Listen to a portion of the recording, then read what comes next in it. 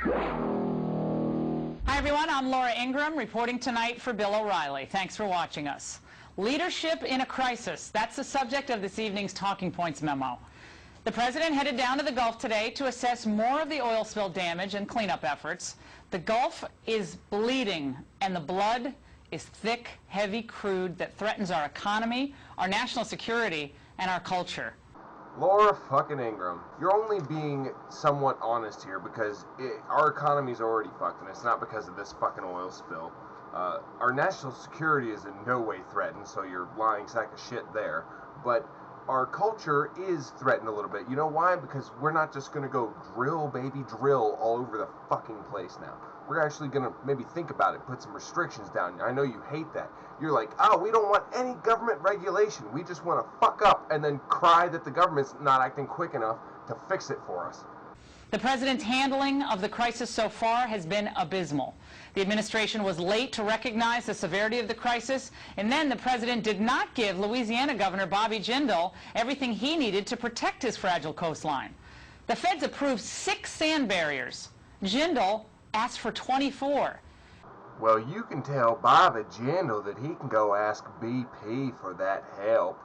They're the ones that fucked up. I mean, you guys are so fucking funny about this, like, well, drill, baby, drill, and less regulation, and get the government out of my lives, and keep the government off my, hands out of my Medicare and my Medicaid. You're so fucking retarded. Go ask BP for the fucking help. Go hold them responsible.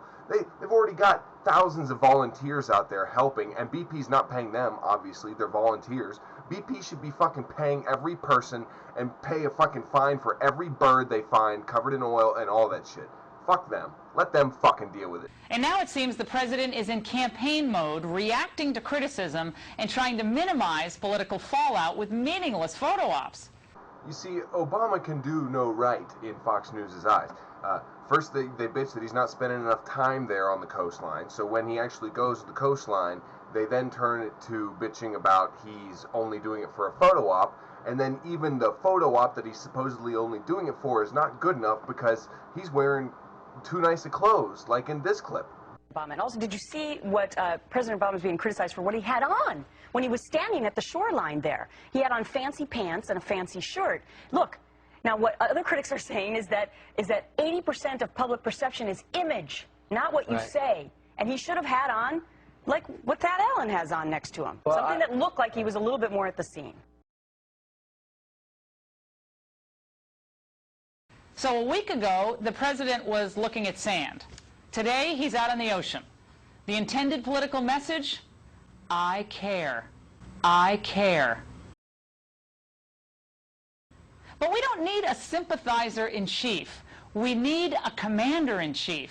This is no time for academic discussions or listening tours. We need a leader. Yeah, we need a leader. And when he chooses to lead however he chooses, then you don't agree with it, then he's just leading wrong, obviously.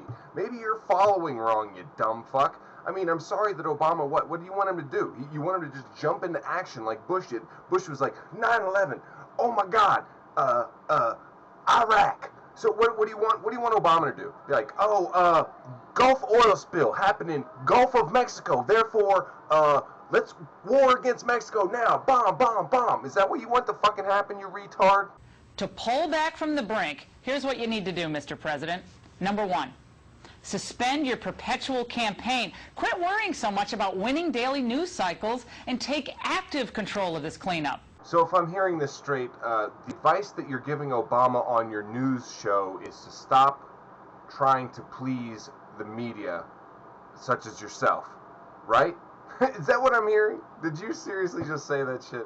Oh, you're funny. You are funny. This is satire, right? This is like Stephen Colbert, right? This is like Edward Current.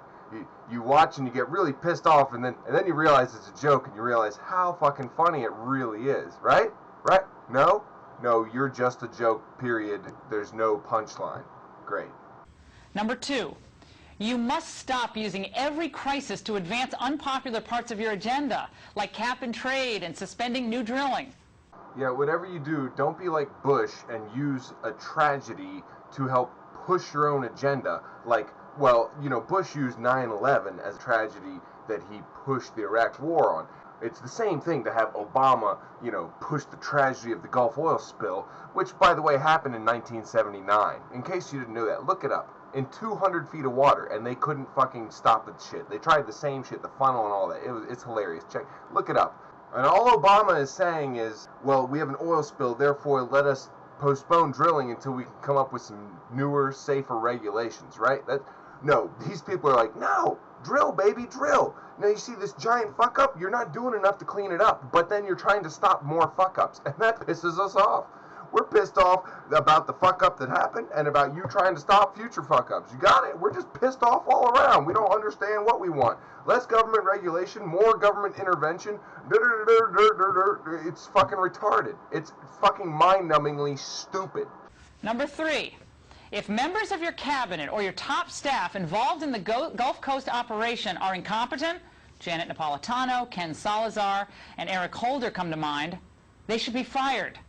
If the best person for the job of heading up the cleanup effort is someone like Mitt Romney, you should hire that person regardless of political fallout. Did I get that right? She's like, Mr. President, I'm telling you that we don't like all those lefties that you have, and so we don't think they're doing a good enough job.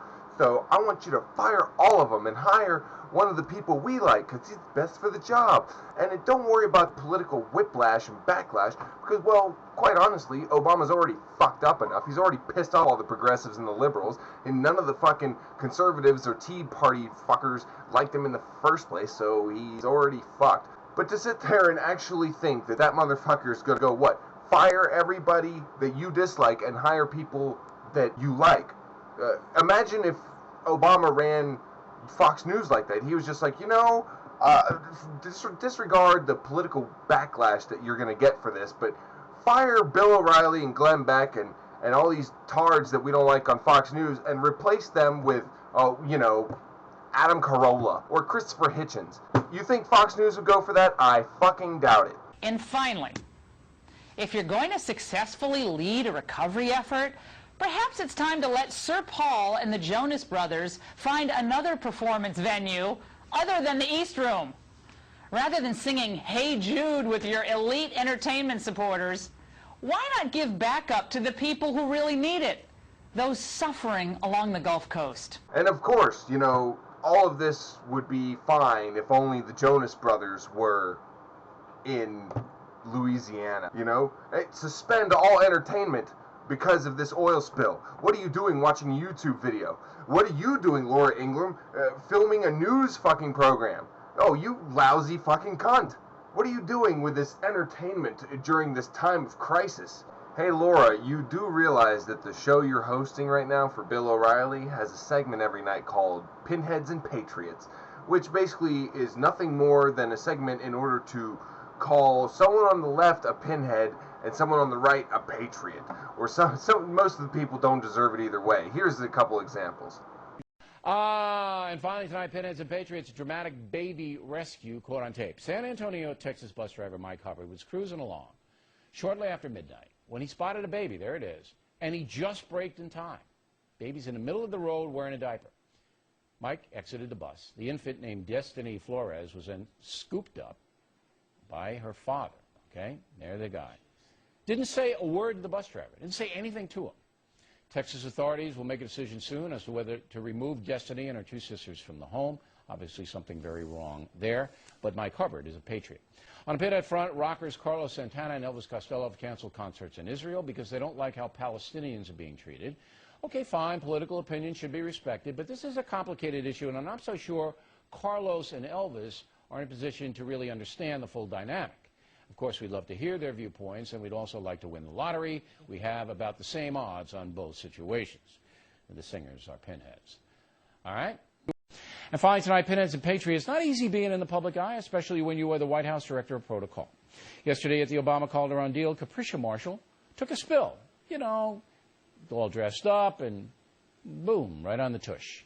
Everybody saw it, but Miss Marshall remained composed, bung right up, so she is a patriot. On Pinhead front, actor Nicolas Cage, I should say, is a bit of an eccentric. There's Nick.